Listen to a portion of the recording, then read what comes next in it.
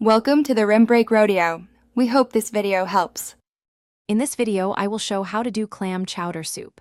Start by soaking and rinsing clams, then cook bacon until crisp and reserve fat for sautéing onion and celery.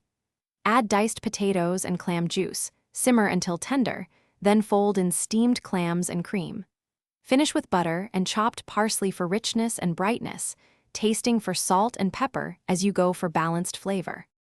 Begin with mise en place to keep things calm and efficient. Scrub clams, dice 1-inch potatoes, and mince onion and celery.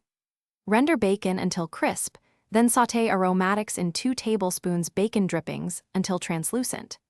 Deglaze with a splash of clam juice, add potatoes and enough reserved clam juice to cover, and simmer gently until potatoes are fork tender, stirring occasionally to prevent sticking. If you are finding this video helpful, please subscribe and like for more comforting recipes. Quick recommendation: make meal prep easy with leak-proof containers that keep chowder secure and mess-free, perfect for portioning lunches or freezing individual servings.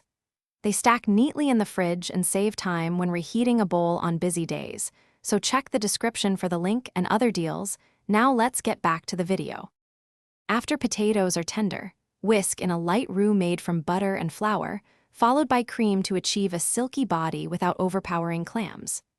Add reserved clam meat and a touch of lemon to lift the flavors, then simmer just long enough to warm through.